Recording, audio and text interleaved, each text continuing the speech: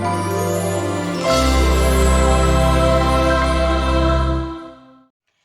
Everyone, my self doctor Manvinder here और welcome करती हूँ आपका एचएम केमिस्ट्री चैनल में। मास्टर कैडर के एग्जाम में जो साइंस का हुआ था 10th को, उसमें जितने भी क्वेश्चन थे अब उसका हम डिटेल्ड एक्सप्लेनेशन करने वाले हैं with mechanisms and certain proofs, and we will start with chemistry first.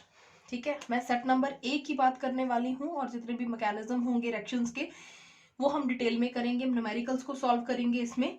ठीक है, तो कई बच्चों में को ये कंफ्यूजन थी कि ये आंसर आना चाहिए या ये आंसर आना चाहिए मैकेनिज्म्स में, तो वो सारा पार्ट हम यहाँ पे अब कवर करेंगे। राइट, तो अगर अभी तक आपने चैनल को सब्सक्राइब नहीं किया है तो प्लीज चैनल को सब्सक्राइब कर लें, और अगर वीडियो अच्छी लग रही है तो प्लीज लाइक करिए। सेट नंबर ए में जो 41th क्वेश्चन आया हुआ था, it is a compound formed on heating chlorobenzene with chloral in the presence of concentrated H2SO4 is. कई स्टूडेंट्स ने गैमेक्सीन टिक किया है। ठीक है, तो अब ये है क्या, देखिए। First of all I want to tell you कि व्हाट इज गैमेक्सीन। गैमेक्सीन क्या होती है? Cyclic ring and all hydrogens are replaced with chlorine. सारे हाइड्रोजन्स को किससे कवर कर दिया हमने? क्लोरीन से। This is known as BHC. BHC means benzene hexachloride. Benzene hexachloride, right? Benzene hexachloride. And the another name is gamaxine. ठीक है, C6H6 लेते हैं बेंजीन में, तो यहाँ पे Cl6 है हमारे पास, तो it is also known as BHC। याद रखना है, इस पे भी हमारे पास क्वेश्चन शायद अगले एग्जाम्स में कोई आए। हेक्साक्लोरोइथेन, इथेन है तो 2 कार्बन वाला क्या होता है? इथ लिखते हैं। ठीक है, सिंगल बॉन्ड है तो एन, इथेन।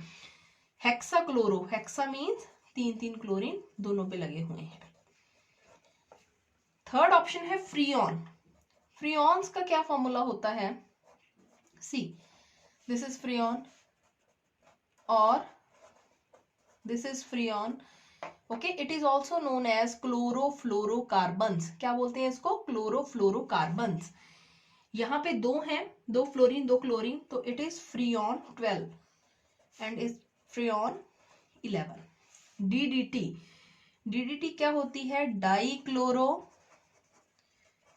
डाइफिनाइल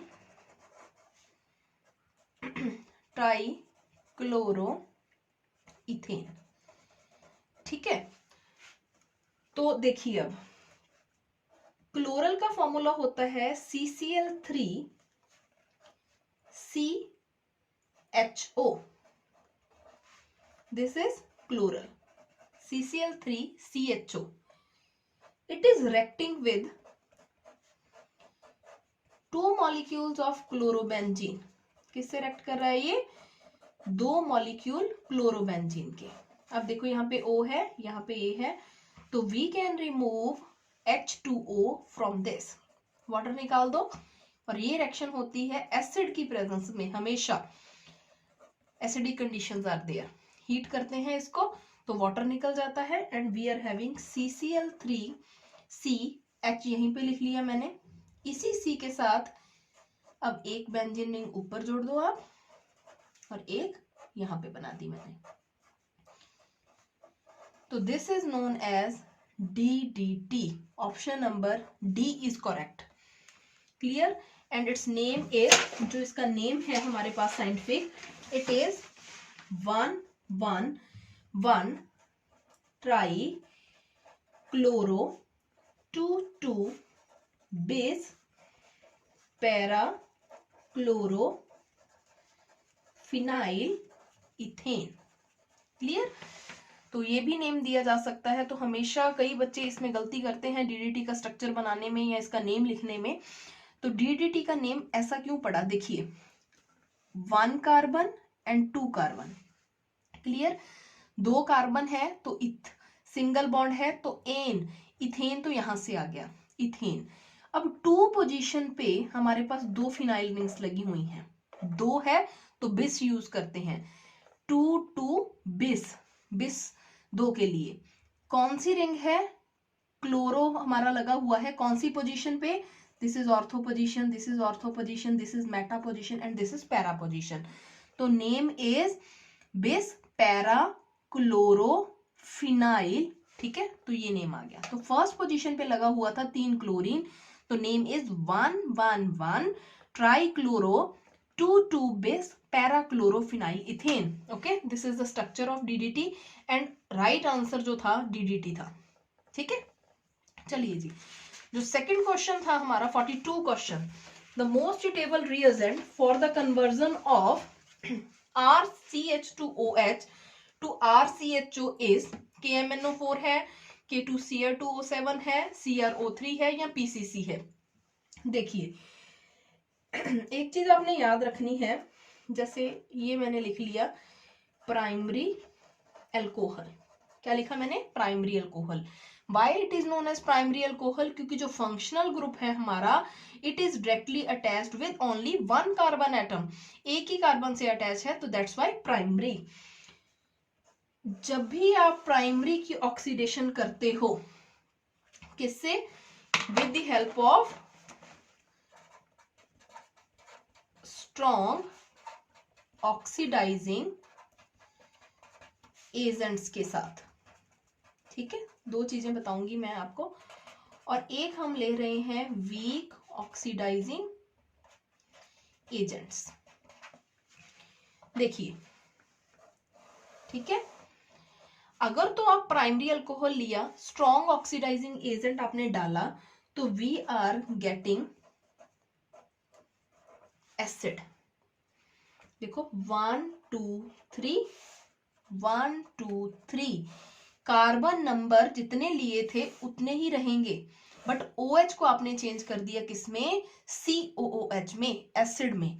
तो प्राइमरी अल्कोहल जब भी स्ट्रॉन्ग ऑक्सीडाइजिंग एजेंट्स के साथ रिएक्ट करेंगे, it will give us acid derivatives. और जब भी ये वीक ऑक्सीडाइजिंग एजेंट्स के साथ रिएक्ट करेंगे, तो it gives us 1 2 3 again carbon number same and it gives us aldehyde. ठीक है जी. अब देखिए, जब मैंने लिया, कौन सा अल्कोहल है अब ये बताओ? 1 2 3. फंक्शनल ग्रुप जिस कार्बन के साथ अटैच है, वो आगे कितने के साथ अटैच है? It is attached with 2 carbon atoms. तो इसको क्या बोलेंगे? Secondary alcohol. ठीक है, तो कई बच्चों को इसमें कंफ्यूजन रहती है, तो ये बहुत छोटी छोटी चीजें हैं जो आपने ध्यान रखनी है. और मेरा मानना ये है कि जो ऑर्गेनिक केमिस्ट्री है, अगर आपने ये छोटी छोटी चीजें सीख ली, तो ऑर्गेनिक के लिए आपको कोई बुक देखने की जरूरत नहीं पड़ेगी, कोई मैकेनिज्म आपको ऐसे क्रैम करने की जरूरत नहीं पड़ेगी. छोटी छोटी चीजों का ध्यान रखो, चार्जेस का ध्यान रखो, इलेक्ट्रोफाइल न्यूक्लियोफाइल को देखो कि कौन सा है, तो ऑर्गेनिक बड़ी इजी लगेगी आपको. देखिए, तो functional group attach with the carbon which is directly attached with the 2 carbon further, तो सेकेंडरी. अगर 3 के साथ अटैच हो तो टर्शरी. यहाँ 1 के साथ अटैच था तो प्राइमरी. अगर सेकेंडरी लेते हो आप, ठीक है, चाहे आप कहते कि वीक ले लो, चाहे आप स्ट्रॉन्ग ऑक्सीडाइजिंग एजेंट ले लो, ध्यान रखना है आप. ठीक है, तो हमारे पास क्या प्रोडक्ट आएगा? It gives us ketone. Irrespective of weak or strong oxidizing agent, we are getting the same product. ठीक है, तो उसके बाद मान लो मैंने टर्शरी ले लिया. टर्शरी फंक्शनल ग्रुप था, अगेन 3 के साथ लगा हुआ है टर्शरी. टर्शरी लिया, चाहे वीक ले लो आप, चाहे स्ट्रॉन्ग ले लो. ठीक है, तो ये रिएक्ट ही नहीं करेगा, नो रिएक्शन. ठीक है, ये बड़ी इंपॉर्टेंट चीज है, नेट में भी ये चीजें काम आती हैं. तो ये रिएक्ट नहीं करेगा. If we talk about the strong oxidizing agent, we are having KMNO4, K2Cr2O7 हो गया, जैसे H2CrO4 हो गया. ठीक है, तो ये सारी चीजें होगी हमारे पास स्ट्रॉन्ग ऑक्सीडाइजिंग एजेंट, जैसे ये लिखा हुआ है C. तो वो प्राइमरी से एसिड में कन्वर्ट करेंगे सीधा. बट अगर आप वीक ऑक्सीडाइजिंग एजेंट लोगे, जैसे PCC, पिरिडीनियम क्लोरोक्रोमेट, ठीक है, तो ये हमें क्या देगा? एल्डिहाइड, DMP हो गया. ठीक है, तो ये हमारे पास वीक ऑक्सीडाइजिंग एजेंट है. तो ये चीजें आपने ध्यान रखनी है. ठीक है, बेसिकली ये हो क्यों रहा है, देखिए अब मैं आपको एक चीज बता रही हूं, अगर मैंने ले लिया प्राइमरी अल्कोहल, ठीक है, CCHHOH, ये प्राइमरी अल्कोहल था क्योंकि फंक्शनल ग्रुप है, वो एक ही के साथ अटैच है। जो भी ऑक्सीडाइजिंग एजेंट है वो हमें क्या दे रहा है, बेसिकली नेसेंट ऑक्सीजन। तो मैंने यहां से क्या किया, वाटर का रिमूवल कर दिया, ठीक है, क्या कर दिया, वाटर का रिमूवल, ठीक है। तो हमारे पास यहां से क्या बनेगा, एसिड, ठीक है, एसिड तो बनेगा हमारे पास स्ट्रॉन्ग की प्रेजेंस में। अगर आप वीक एसिड ले रहे हो, वीक ऑक्सीडाइजिंग एजेंट ले रहे हो, तो हमारे पास क्या बन गया, देखो यहाँ पे COH, तो एल्डिहाइड ग्रुप बन गया। अगर मैं ले रही हूं यहाँ पे सेकेंडरी अल्कोहल, ठीक है, मान लो ये सेकेंडरी अल्कोहल है मेरे पास, अगेन ऑक्सीडाइजिंग एजेंट आया, यहां से भी आप वाटर रिमूव कर सकते हो, पर यहाँ देखो अब यहाँ पे क्या बना, एक O, यहाँ पे तो CH3 था, तो इसका मतलब हमारे पास क्या बनेगा, कीटोन सेकेंडरी की प्रेजेंस में। अगर मैं यहाँ पे टर्शरी अल्कोहल ले लूं और उसको रेक्ट करूं ऑक्सीडाइजिंग एजेंट के साथ, can we remove water from here, no, because यहाँ पे हमारे पास हाइड्रोजन ही नहीं है, ठीक है, तो ये रेक्ट नहीं करता। This is a logic, okay, क्योंकि ये हाइड्रोजन ही नहीं है यहाँ पे, ठीक है। अगर ये रेक्ट करेगा किसी चीज के साथ तो फुल ब्रेकेज ऑफ स्ट्रक्चर होगी, स्ट्रक्चर ब्रेक करके ही हमारे पास आगे कुछ कर सकते हो आप। तो हमारा जो राइट आंसर था इसके केस में PCC, क्योंकि एल्डिहाइड में पूछा है, ठीक है, तो PCC is a weak oxidising agent. Third question, which product is form when acetone is heated with iodine and KOH। देखो जी, कहते हैं कि आयोडीन और KOH को जब हीट करोगे तो हमारे पास कौन सा प्रोडक्ट बनेगा, तो इसका आंसर था आयोडोफॉर्म। देखो एसीटोन का फॉर्मूला है CH3COCH3, I2 और KOH जब आप रेक्ट करोगे तो we are getting CHI3 CH3COOK and 3HI3 water. जो ये CHI3 है उसको क्या बोलते हैं, आइडोफॉर्म, और ये हमें क्या देता है, येलो कलर के क्रिस्टल, क्रिस्टलाइन क्रिस्टल मिलते हैं इसके बिल्कुल एंड निडल शेप्ड, ठीक है, येलो क्रिस्टल। इसको आप ट्राई आइडोमिथेन भी बोल सकते हो, क्योंकि 3 है, ट्राई, आई है तो आइडो, एक कार्बन है तो मिथेन, ट्राई आइडोमिथेन, ठीक है जी। और इसका बहुत इंपॉर्टेंट पॉइंट है एक, कि ये मेडिकेशन प्रोसेस में एंटीसेप्टिक की तरह काम किया जाता है, इसको यूज करते हैं, it act as antiseptic component, ठीक है। अब जब भी हमारे पास एक चीज आपने याद रखनी है, जहां पे भी आप मिथाइल कीटोन्स देख लोगे, मिथाइल कीटोन्स, ठीक है, तो जब आप उसको I2 और बेस के साथ रेक्ट करोगे वो येलो पीपीटी देगा, and this is due to iodoform, iodoform. और हमेशा जो हमारे पास जैसे ये है, ठीक है, सेकेंडरी अल्कोहल हो गया, सपोज सेकेंडरी अल्कोहल कैसे हो गया, ये एक कार्बन 2 के साथ अटैच है, नीचे OH लगा है, तो ये हो गया सेकेंडरी अल्कोहल। सेकेंडरी अल्कोहल है, अगर आपने मान लो कि उसका टेस्ट किया, उसके पास CH3 था यहाँ पे अल्फा पोजीशन पे, ठीक है, तो हमारे पास क्या आएगा, ये भी इसका टेस्ट देगा, ठीक है, आइडोफॉर्म। तो basically it is used for checking the laboratory में, हमारे पास अगर आपने चेक करना है कि ये कीटोन है या कैसे है, ये ग्रुप है या नहीं है, तो आपके पास जो है iodoform test is the best option. चलिए जी, next is the 44th question, in the presence of small amount of phosphorus aliphatic carboxylic acid react with chlorine to give a compound in which alpha hydrogen is changed into chlorine derivatives, तो उस reaction को क्या बोलते हैं, ठीक है, तो वो था सीधा HVZ रिएक्शन। देखो अगर आपके पास सीधी HVZ रिएक्शन आप ये सीधी लिख देते तो आपके लिए गेस करना इजी था, क्योंकि हमें वैसी ही फॉर्म में पढ़ने की आदत है, रिएक्शन की फॉर्म में इतनी चीजों को पढ़ के हम रिएक्शंस को जज करते हैं, वहां पे हम गलती कर देते हैं, तो बहुत ट्रिक्स थी पेपर में। देखो जी, वॉल्फ किश्नर रिडक्शन जो थी हमारे पास वो होती है जब कार्बोनिल कंपाउंड्स को आप NH2 के साथ रेक्ट करते हो, हाइड्रोजन बनता है, फिर आगे इसकी हाइड्रोलिसिस करते हो, 4-5 स्टेप हैं इसके, और एट द एंड में हमारे पास क्या बनता है, ये, ठीक है, this is Wolff Kishner reduction. Rosenmund में हमारे पास क्या होता है, हम यूज करते हैं क्लोरो डेरिवेटिव्स ऑफ, ठीक है, ये वाले हम यूज करते हैं RCOCl, और इसकी रिडक्शन करनी है हाइड्रोजन, पैलेडियम एंड BSO4 की प्रेजेंस में, हीट कर दो इसको and we are getting aldehyde at the end. Etard direction जो है हमारे पास वो होती है टॉलिन से शुरू होके, and we are using Cr2O, Cr O2Cl2 use करते हो आप, और ये शायद होती है प्रेजेंस में CS2 लेते हैं हम, हीट करते हैं जब इसको, तो हमारे पास at the end first step ये है, सेकंड इसकी हाइड्रोलिसिस, और हमारे पास ये बनेगा एल्डिहाइड। अब जब HVZ डायरेक्शन है, HVZ डायरेक्शन में हमारे पास हम एसिड लेते हैं, क्या लेना है इसमें, एसिड, याद रखो, सीधा ऐसे याद किया करो, एसिड लिया, एसिड से जी हमारे पास जो है क्या बनेगा, क्लोरो डेरिवेटिव या ब्रोमो डेरिवेटिव, ठीक है, ठीक है, तो उसको क्लोरीन के साथ रिएक्ट करते हो आप, ठीक है, क्लोरीन डेरिवेटिव के साथ, ठीक है, या फिर PbR3 ले लो, ठीक है, या PCl5 ले लो, PCl3 ले लो, ऐसे करते हैं, इसमें फॉस्फोरस लेते हैं साथ में, तो हमारे पास क्या बन गया, chloro derivatives of this is HVZ reaction, Helmholtz-Zelinsky reaction, HVZ, clear. तो this is 44th question. 45th है हमारे पास कि जो हमारे पास मोस्ट एसिडिक प्रोटोन जो कंपाउंड पूछा था, 4 दिए हुए थे और बताना था कि कौन सा है।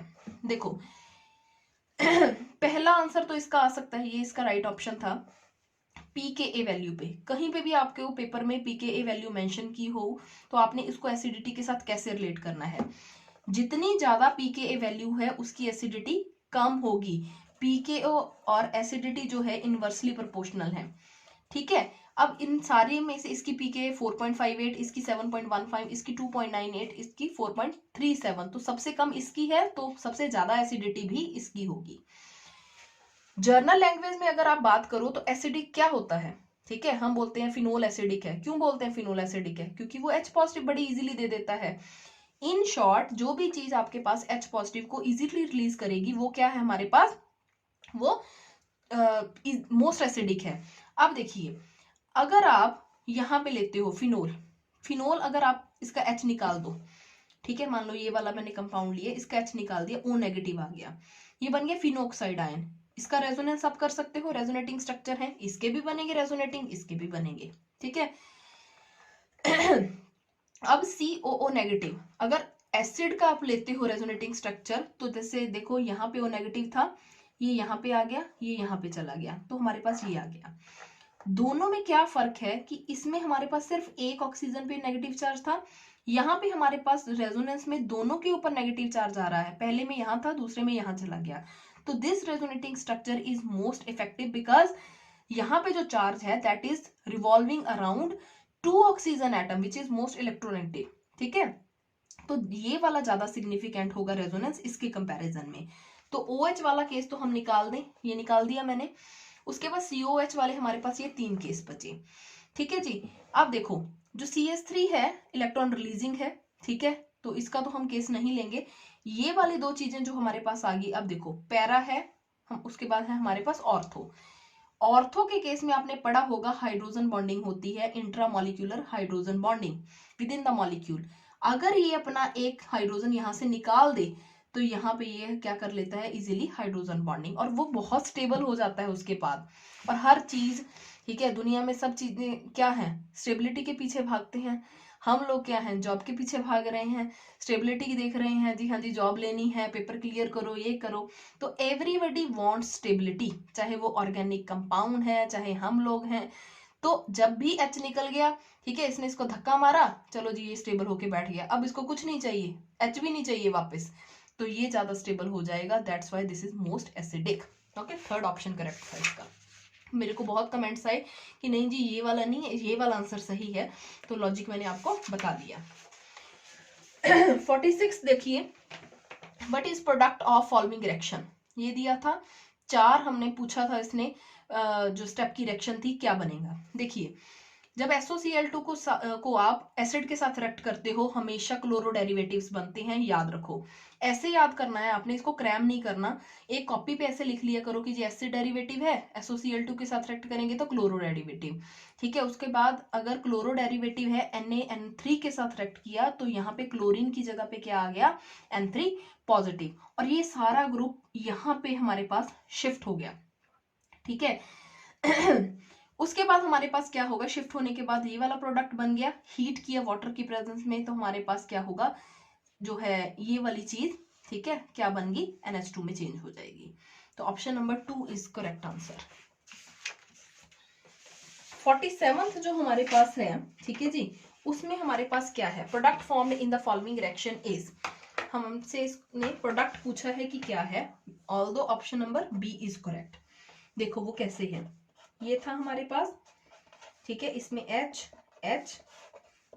This reaction is occurring in the presence of base OH negative, OH negative इस H को अब्स्ट्रैक्ट कर लेगा, ये यहाँ पे आ जाएगा, क्या बना हमारे पास, यहाँ पे O नेगेटिव बन गया, ठीक है, O नेगेटिव है, दोबारा फिर बेंजीन रिंग आ गई हमारे पास, वही वाली सेम मॉलिक्यूल पे अटैक करेगा।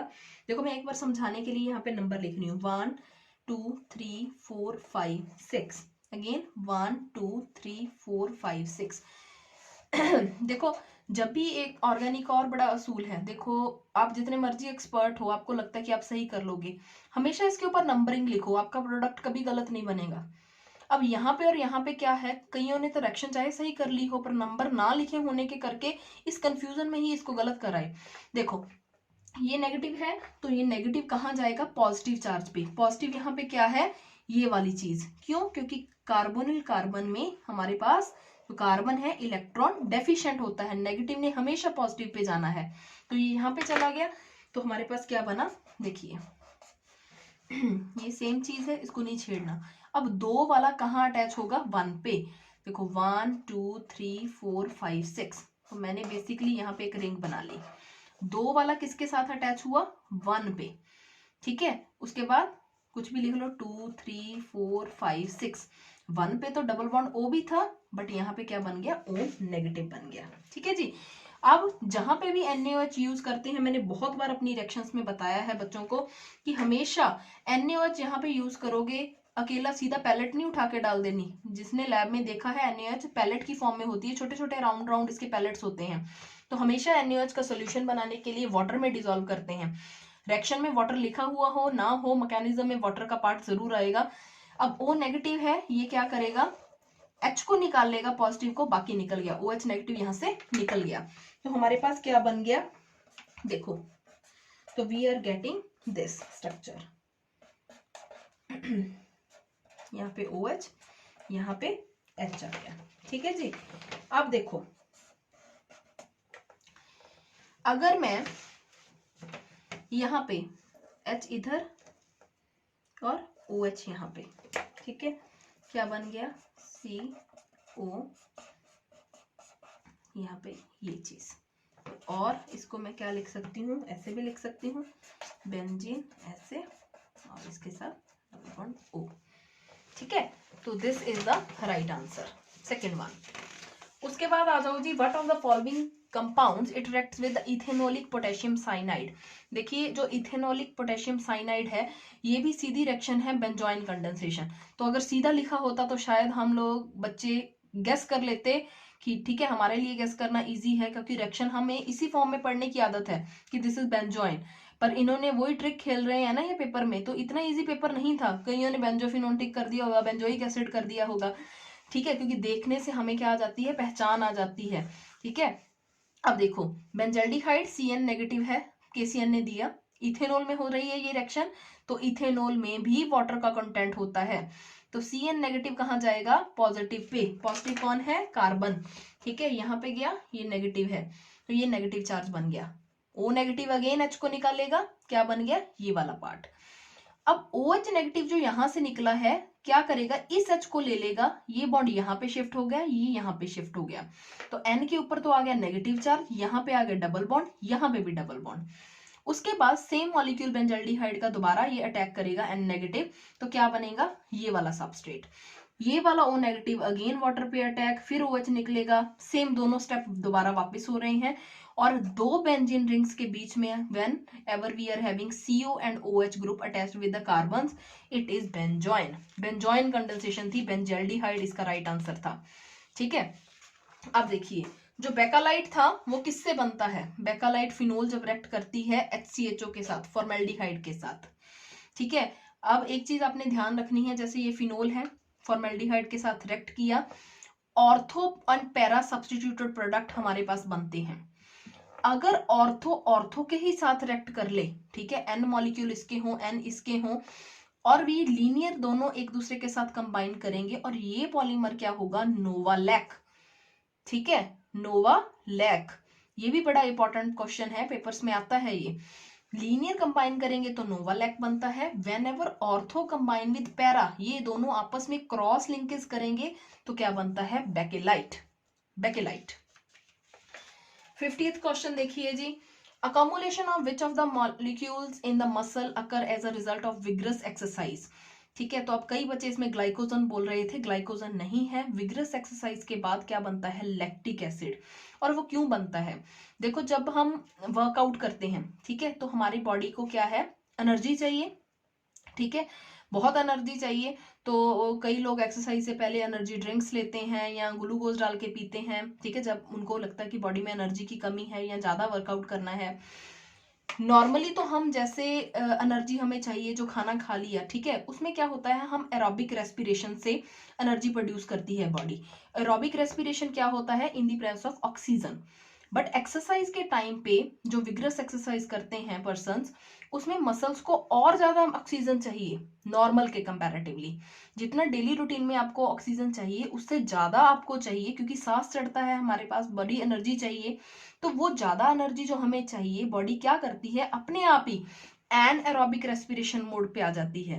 एन एरोबिक रेस्पिरेशन मोड में वो क्या करती है, उसमें उसको ऑक्सीजन नहीं चाहिए, और वो मसल्स में लैक्टिक एसिड को क्या करती है, कम्युलेट करना शुरू कर देती है। तो जब मान लो कि किसी ने एक्सरसाइज को हाथ भी नहीं लगाया और एकदम से सोचे कि जी मैं डाइटिंग करदा और मैं ਅੱਜ ਖਾਣਾ ਘੱਟ ਖਾਣਾ ਹੈ, ਮੈਂ ਜਲਦੀ ਪਤਲਾ ਹੋਣਾ ਹੈ ਔਰ ਮੈਂ ਜ਼ਿਆਦਾ ਐਕਸਰਸਾਈਜ਼ ਕਰਨੀ ਹੈ, ਤਾਂ ਕੀ ਹੁੰਦਾ ਹੈਗਾ, ਲੈਗਸ ਪੇਨ ਹੁੰਦੀਆਂ, ਲੈਗਸ ਪੇਨ ਹੁੰਦੀਆਂ ਔਰ ਮਸਲਸ ਦਰਦ ਹੁੰਦੇ ਆ, ਫਿਰ 2 ਦਿਨ 3 ਦਿਨ ਬੈੱਡ ਤੋਂ ਨਹੀਂ ਉੱਠਿਆ ਜਾਂਦਾ ਔਰ ਉਦੋਂ ਨੂੰ ਆਪਣਾ ਇਰਾਦਾ ਬਦਲ ਜਾਂਦਾ ਜੀ, ਆਪਾਂ ਐਕਸਰਸਾਈਜ਼ ਨਹੀਂ ਕਰਨੀ। That is due to the lactic acid accumulation, right? It can give you the discomfort for few days. तो this is a 10 questions for master cadre exam. Full explanation मैंने इसको आपको दे दी है, तो ये होपफुली आपको समझ आ गया होगा। और अगर आपको ये वीडियो पसंद आई है, जिन्होंने भी वधिया लगी है वीडियो, तो वो लाइक करन वीडियो, चैनल ਨੂੰ ਸਬਸਕ੍ਰਾਈਬ ਕਰਨ, और ਇਦਾਂ ਦੀ ਇਨਫੋਰਮੇਸ਼ਨ ਹੋਰ ਲੈਣ ਲਈ और ਕੈਮਿਸਟਰੀ ਨੂੰ ਬੇਸਿਕ ਤੋਂ ਪੜਨ ਲਈ ਮੇਰੇ ਨਾਲ ਜੁੜਦੇ ਰਹਿਣਾ। तब तक जी बाय बाय।